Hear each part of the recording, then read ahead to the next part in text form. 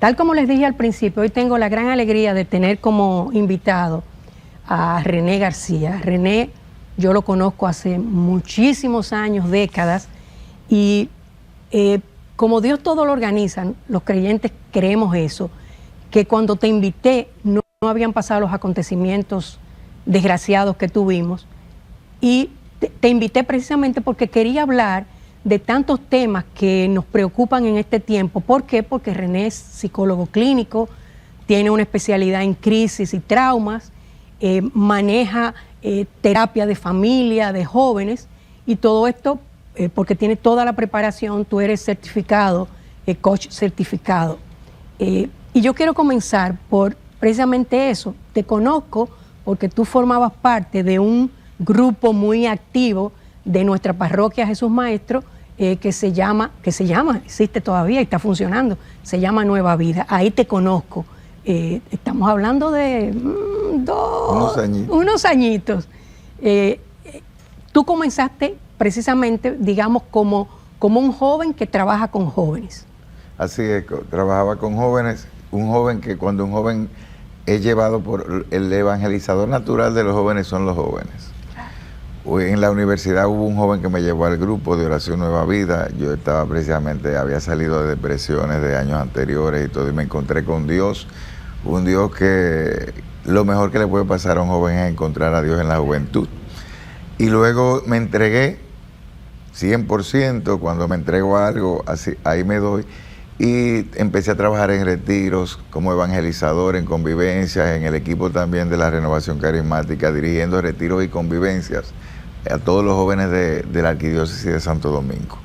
Y en un retiro que estábamos con jóvenes, hicimos una dinámica de sanación con los padres de la familia, y a mí me tocó representar de manera simbólica a un papá, y los jóvenes sanaron muchísimo, y a mí me tocó, recuerdo, un joven que vino y me abraza llorando, y ahí hace una expresión, una catarsis, y empieza a llorar fuertemente diciendo: papá, papá, papá, no te me vuelvas a ir, cuánta falta me has hecho, ¿por qué tú no estabas?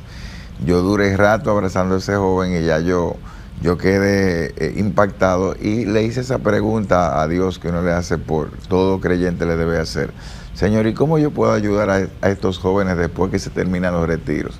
Ya yo tenía carrera, tenía modos de vida, casado, con hijos, y me dice el Señor, sentí de Dios esa sensación interna cuando tú sabes que es Dios que te está hablando.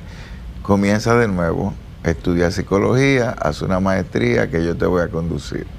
Y mi esposa, que es creyente, eso es lo bueno de una esposa idónea, me dijo: si Dios te lo pidió, comienza de nuevo. Vaya.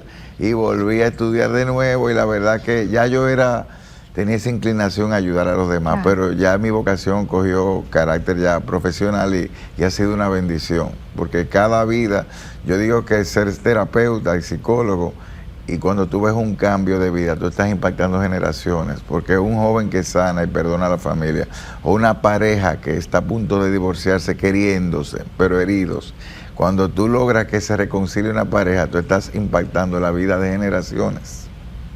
No, y especialmente, como tú dices, y los que hemos tenido la oportunidad de trabajar con jóvenes, uno ve la gran crisis familiar que hay. Uno la ve porque es que la mayoría tienen tantas heridas con padres que abandonan, pero padres que están, pero que tampoco están haciendo su función o no le están dando apoyo. Y que ni hablar de parejas, o sea, por algo hay tantos movimientos, gracias a Dios, que trabajan especialmente con parejas, porque es que la pareja es la que va a formar la familia, que va a formar esos miembros que están o sanos y estables o están fracturados. Así es, hay mucha crisis hoy en día, pero también hay mucha... la gente quiere sanar, a diferencia como uno piensa, inclusive gente que no creyente, la gente busca, pero la gente no sabe cómo hacerlo, porque también la debilidad que se ve hoy en las familias, en los padres, madres e hijos, no solamente es específica de cada familia, también hay una presión estructural y social que nosotros a veces no tomamos en cuenta y tendemos a culpar a la pareja, pero hay exceso de trabajo, presión laboral, abuso de la mujer, explotación, lucha de poder de la mujer con el hombre, una competencia, un agotamiento, entonces los padres llegan exhaustos, salarios injustos y también hay mucha desorientación, más también una presión que le meten a la mujer y al hombre por ser competentes, número uno, un perfeccionismo en este posmodernismo. Entonces cuando llegan a la casa no tienen fuerza. Por eso la generación hoy en día, estas generaciones, no aquí, en todos los países, le tienen miedo a ser padres, porque le han metido el mensaje de que eso te atrasa, de que eso te quita tiempo y de que tú no te vas a realizar como persona. Y luego se sienten engañadas. Me recuerdo el caso de una mujer que dio todo por ser excelente, maestrías, direcciones, y no estoy criticando que la mujer se supere, sino que hay tiempo para todo. Y esa mujer después cuando ya se sentía con una necesidad de dar vida y de tener hijos, tuvo un hijo, se le complicó el parto, tuvo su bebé, pidió una licencia médica de varios meses, tuvo que necesitarla. Y la primera que la expulsó y la botó del trabajo fue una mujer. Otra mujer, claro. Entonces, ahí está el engaño. Hay muchas personas que vienen a mí, después mujeres y hombres, después de haberse sentido realizados, que agotaron todas las cuotas de superación metas, personal, de metas, pero tienen un vacío de identidad. Ya mi pareja y yo no sabemos quiénes somos. Ya solamente nos regalamos el tiempo que sobra al final de cumplir las metas, que nunca se acaban las metas, porque siempre te ponen más. Y los hijos, entonces no hay tiempo para ver los hijos creciendo, acompañarlos en las etapas del desarrollo. Y llegan y quedan muchos vacíos de información y esos hijos se sienten abandonados. Lo que se está haciendo hoy en día, muchos padres que quieren compensar su ausencia regalando muchos dispositivos electrónicos, regalando viajes una vez al año, dando muchos regalos, complaciendo mucho, y eso no forma el carácter de un hijo. Un hijo necesita presencia y no solamente de que calidad de tiempo. Eso es un mito. El mito de la calidad de tiempo. Crear un ser humano sano, responsable y maduro lleva tiempo, lleva detalles, lleva desvelos, lleva a sentarse, lleva a detenerte, lleva a pedir perdón. Y de ahí vienen los traumas. Esta lucha donde ya no hay un orden. Si a los padres y madres que me escuchan, si tú quieres hijos sanos, le tenemos que dar dos cosas. Los hijos necesitan dos cosas: amor incondicional, que no es amor apoyador ni complaciente. Amor incondicional es: te amo como tú eres, pero porque te amo te corrijo. Amor incondicional y límites. La falta de límites, sí cuando es sí, no cuando es no, lo dice la Biblia. Y consecuencias de sus actos.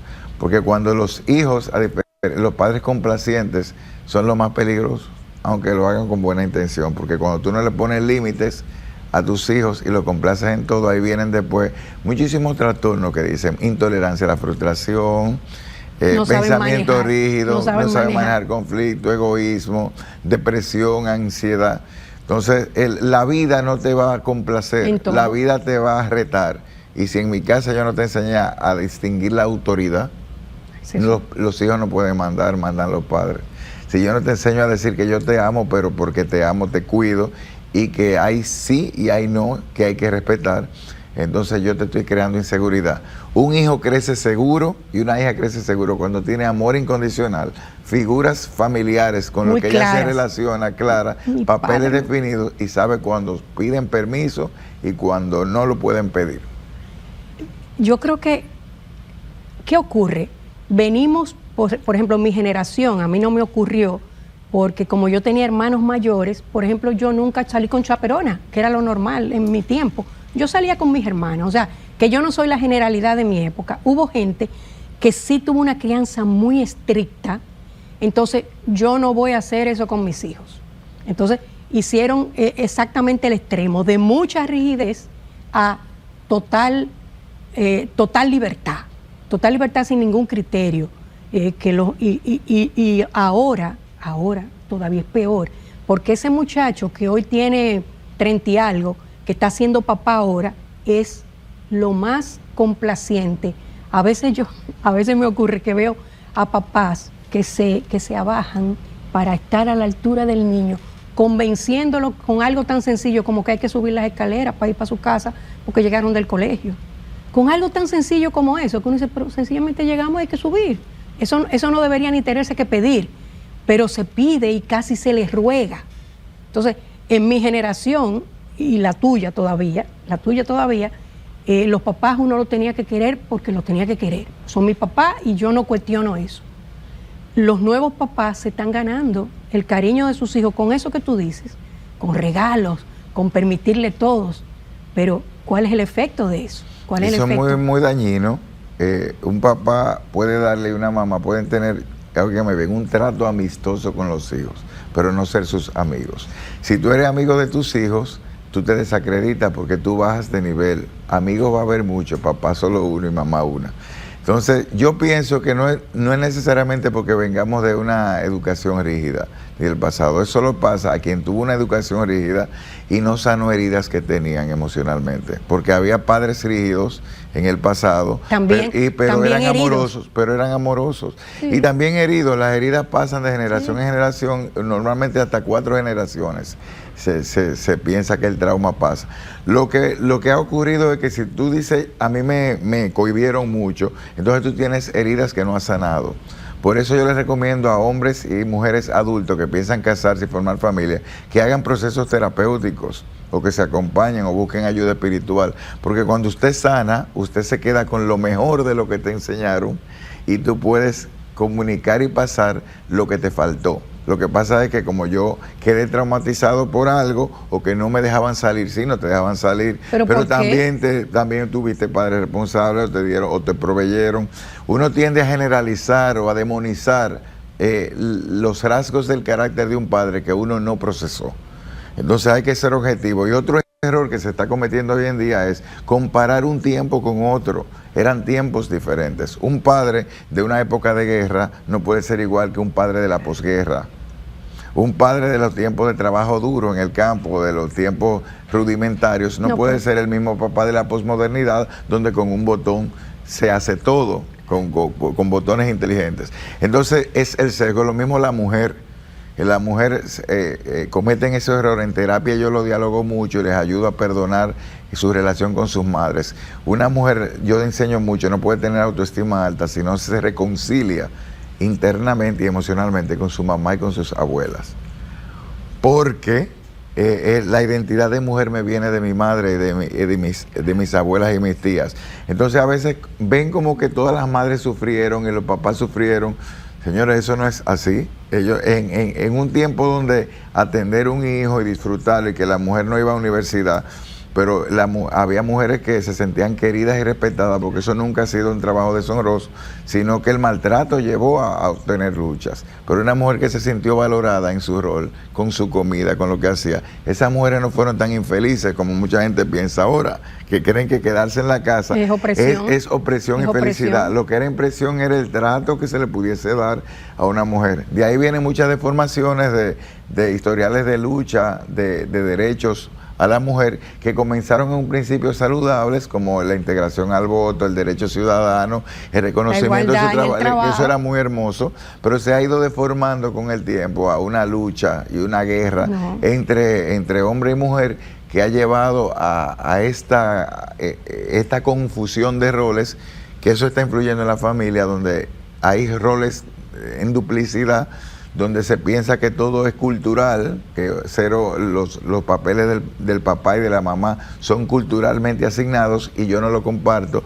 Hay una evolución que Dios permitió, una psicoevolución adaptativa, donde las fortalezas de cada uno de nosotros, que somos complementarios, como enseña la iglesia, y lo sabe la ciencia, que somos complementarios, donde nosotros llenamos cada uno un valor. Un niño no busca en la mamá lo mismo que busca en el papá. Entonces eso ha llevado ahora a mucha confusión. Hay muchos jóvenes que quieren hacerlo bien, pero están confundidos por tanta información. Y en terapia yo veo cómo van entendiendo cómo ejercer la autoridad sin culpa. Hoy el día el reto es enseñarle a los padres a ejercer la autoridad sin sentirse culpables. Porque se sienten culpables cuando corrigen y cuando prohíben y cuando limitan. O sea, es increíble. O sea, por ejemplo, nuestros padres, no, o sea, ellos no tenían ese problema. Quizás nosotros sí comenzamos a tenerlo. Pero mira, mi experiencia, que debe ser la misma que la tuya, que no hemos educado con restricción, en libertad, pero con reglas. Yo me reí mucho. Yo tengo una hija que vive en Inglaterra porque estudió allá y finalmente se quedó. Y en una de las veces que ella viene, gracias a Dios, siempre todos los diciembre, me dice, tú sabes una cosa, mami, que a veces a mí me da deseo de hacer una loquera. Y oigo tu voz que me dice, tú no eres loca. Y yo le digo muy seria, no, esa no es mi voz, esa es tu conciencia. Pues mami, mira, mi conciencia tiene tu voz. y yo lo cojo muy en serio, pero dentro de mí digo, concho, qué bueno que lo que uno habló, que ellos le peleaban a uno, Ay, mami, en ese momento no lo comprenden, no pero luego al madurar lo agradece. Exacto. Entonces, yo creo que eso ha seguido pasando, igual que me pasó a mí, que quizá en algún momento alguna prohibición me molestó, pero después dije, oye, qué bueno que me lo prohibieron. Sí, muchas veces los padres y las madres lo quieren hacer bien, pero hay padres que tienen heridas emocionales de la historia, de su biografía, y hay personas que son de naturaleza. No es como padres que lo ejercen, sino en su personalidad tienen miedo al rechazo, tienen una necesidad extrema de aprobación, y a esas personas les cuesta mucho ejercer la autoridad de padre. Entonces tú tienes que hacer un proceso, dejarte acompañar, sanar y saber que el no, cuando el no y el sí son saludables. Y hay que aprender el rechazo no solo de tus hijos, sino yo me enteré no hace mucho y me reía de lo impopular que yo era entre algunas amigas y amigos de mi hija, porque yo decían, tu papá, porque no tiene una mala fama sin saber, tu papá sí pregunta, tu papá manda a decir a dónde que van, con quién va, y no te da permiso, o sea que tu papá, yo tenía una impopularidad marcada y me enteré que era muy impopular porque no dejaba a mi hija dormir si yo no sabía dónde iba a dormir, si yo no conocía a la persona donde se iba a quedar. Eso se llaman cuidados. Y yo le dije a mis hijos, yo respeto el libro de cada quien, pero yo tengo el mío. Después pasó el tiempo, ella celebró un cumpleaños y me tiré un selfie con todos ellos. Y algunos le dijeron, pero tu papá no es tan odioso, él es medio cool. Entonces, uno tiene que aprender a no coger presión, padre y madre, de lo que tu hija te cuenta de otros padres, porque cada quien tiene su propia historia y su propio librito. Vamos a hacer una pequeña pausa y volvemos a una segunda parte. Como te comenté antes de entrar al set, que cuando te invité no sabíamos que iba a pasar esta terrible desgracia el pasado martes. Y precisamente viendo yo cuál es tu preparación y lo que tú haces, dije, óyeme, pero Dios todo lo tiene organizado, porque qué bueno que eres tú para que tratemos este tema. ¿Qué tú crees, como en lo personal, los que sobrevivieron, los familiares, los que trabajaron en el rescate? Es más, yo sé de un grupo de una oficina del Estado que fue a colaborar en patología forense, pero no ni siquiera viendo cadáveres, sino simplemente hablando con los familiares y ayudándolo a canalizar. Y esa gente tuvieron que hacerle una intervención en esta semana, porque estaban algunos que ni siquiera podían dormir, porque entonces era recibiendo aquel pesar de esas personas que estaban ahí esperando a sus familiares.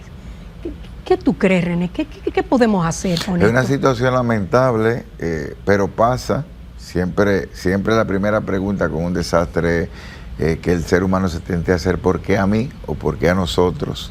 No es a nosotros, es que esas cosas pasan, lamentablemente, a veces se pueden evitar, muchas veces, pero pasan las tragedias. Pero no es lo mismo cuando tú lo has vivido a la distancia que cuando tú lo vives en carne propia o en tu colectividad. Es muy difícil. Hay un error, cuando me decía así, personas que están en patología forense o todos los que han ayudado, le mando mis bendiciones y mi respeto a todo el personal de emergencia, a todos los rescatistas, todo el personal paramédico, todos los médicos, todo el personal legal, porque se han movido en un trauma colectivo, en un evento colectivo. Lo que hemos vivido recientemente es un evento traumático. y diferencio lo que es un evento traumático a lo que es un trauma, que no es lo mismo. No es lo mismo. Evento traumático es algo que pasó, un colapso natural, un evento por el hombre, como es el caso de al parecer es de nosotros porque no es de la naturaleza, sino es un evento por situaciones del hombre, que rompe todas que desorganiza la capacidad de respuesta que nosotros tenemos a nivel psicológico, emocional y conductual. Está más allá de lo que nosotros estamos preparados para asimilar. Entonces esto ha sido un evento traumático. Un error que se comete mucho también es esperar de que, vamos a ver, el tiempo pasa, el tiempo todo lo cura, el tiempo no todo lo cura. El tiempo cura lo que se ha trabajado bien en ese mismo tiempo. Entonces, en este tipo de cosas, lo importante son las intervenciones tempranas, los primeros auxilios psicológicos. No hay que esperar que se desarrolle un trastorno por estrés postraumático. No, lo importante en estos momentos es, mientras más cerca del evento, todo lo que se puede intervenir. No estoy hablando de psicoterapia, estoy hablando de primeros auxilios psicológicos. ¿Qué se puede hacer? ¿Qué es un primer auxilio psicológico? Un primer auxilio psicológico es ese acompañamiento que nos damos entre las personas para evitar que las emociones desorganizadas, que la desorientación que se da en un evento, la incertidumbre, la ira, la rabia, todas esas emociones encontradas que no podemos hablar, en nuestro sistema nervioso autónomo, cuando pasa algo fuerte, se desorganiza el sistema simpático, que es lo que te llama a ti para ataque, huida, lucha, se desorganiza, se te rompen tus capacidades de defensa. Entonces, primeros auxilios psicológicos están orientados a un acompañamiento de las personas para contener emocionalmente, no reprimir. Quiere decir que llore todo lo que tenga que llorar, que se enoje todo lo que se tenga que enojar, que se desoriente todo, pero con un acompañamiento. O sea, para acompañar y contener emocionalmente, para escuchar sin condiciones y sin prisa. Para escuchar, que las personas elaboren, le pongan palabras, las palabras, los sentimientos. Cuando uno le pone palabras a lo que está viviendo, pues tú vas organizándote y vas sanando. Y también para las primeras necesidades básicas del ser humano, se mantengan sin caer en un modo disfuncional. Comer. Dormir, bañarse, hacer ejercicio, bañarse y poder, en el primer auxilio psicológico, que tú puedas ir restableciendo, volviendo a tu vida, que eso toma un tiempo en cada persona, de la manera más saludable posible. Eso es que tú puedas vivir un duelo sin que caiga en patología. Entonces esos son los primeros auxilios, están orientados a prevenir, sobre todo a acompañar y a prevenir que la persona pase lo que es un estrés agudo a un trastorno por estrés agudo y luego a un trastorno por estrés postraumático, que es mucho más difícil. Uno suele oír como, digamos, así como de conocimiento cultural general, que el duelo tiene unas etapas. Esto y aquello. ¿Eso siempre es así o va a depender del motivo de ese duelo? Porque duelo no solamente es muerte. Duelo es muchísimas cosas. Perder un trabajo ahora importante. Qué bonito que lo mencionas, qué oportuno, porque duelo es muchas cosas. Ahora el duelo es la sensación de la pérdida física de un familiar. Duelo es cómo nosotros a nivel emocional nos preparamos para procesar la sensación de una pérdida. Y las pérdidas pueden ser simbólicas, pueden ser físicas, pueden ser económicas, pérdidas de todo tipo. Entonces, en este caso, por ejemplo, en esta situación tan difícil colectiva, hay pérdida de vidas, hay pérdida de relaciones, hay pérdidas económicas, hay pérdida de la sensación de seguridad. Wow, que se la que esa colectiva, y ahora que no, cuando todo el que contempla directamente, el que estuvo presente o el que estuvo a distancia, y también impacta más allá del país. Hay personas que están ahora con esto que pasó de países de Latinoamérica que también están impactados y han entrado en duelo. Uno en las redes ve personas de diferentes países hermanos, Venezuela, Colombia, que personas que dicen no es, y personas allá también que conocían personas de aquí, o personas que se han conectado por lo que se llama empatía emocional o contagio emocional, que hay personas que dicen no paro de llorar, he dejado de dormir, no están aquí, ni siquiera han tenido familiares. Entonces es un duelo colectivo porque los seres humanos somos empáticos. y también proyectamos lo que va a pasar. Y yo tengo personas que, ya yo tengo pacientes, por ejemplo, que no estuvieron en el lugar, ni perdieron a nadie directamente, pero que eran, ojo con esto, personas que eran visitantes del lugar. O que visitaban también centros de diversión parecidos. Sí, porque ahora tú le tienes temor a todos. Ahora viene la pregunta, hay personas que ya yo tengo que me dicen, ya yo no duermo, tengo problemas, se me altera, estoy irritable porque yo iba a ese lugar frecuentemente y pude haber sido yo, y también mi hijo o mi hija iban.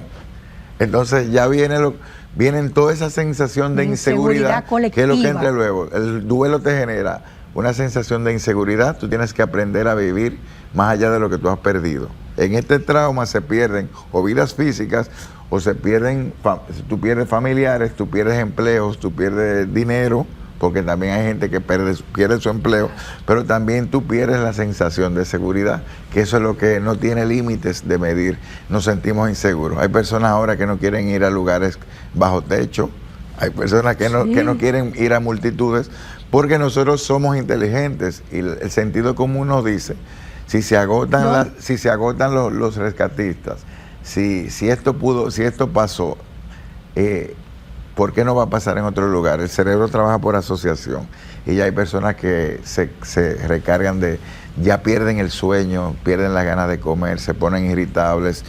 También están las noticias, esto es nuevo en el país, yo diría a nivel, un trauma así tan fuerte, yo no recuerdo que haya pasado donde hay tanta información.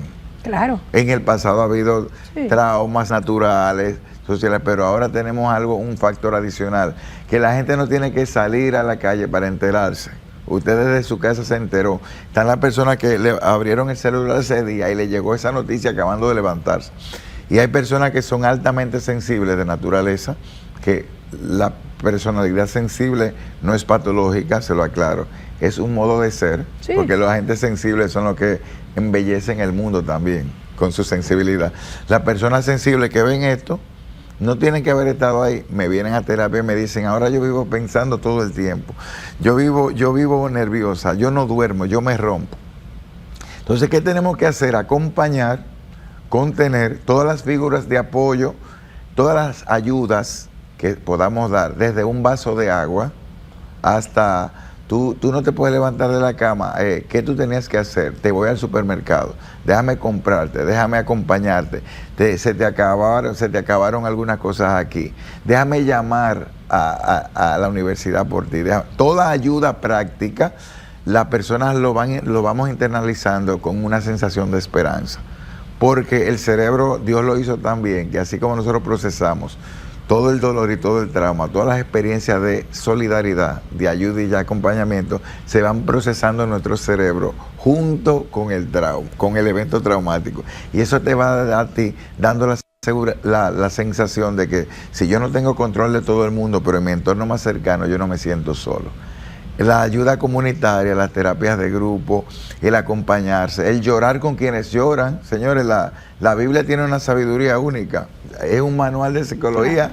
Dice, lloren con quienes lloran y rían con quienes rían. Porque el ser humano somos gregarios. Cuando alguien llora junto conmigo y no me critica mi dolor, entonces yo siento que estoy acompañado. Yo siento que el mundo no es catastrófico, que pasó una catástrofe, pero hay personas buenas que le duele mi dolor y lloran conmigo. Por eso tengo que tener mucho cuidado. Yo he visto gente crueles en las redes, gente que le sacan provecho a esta situación para ganar seguidores en las redes.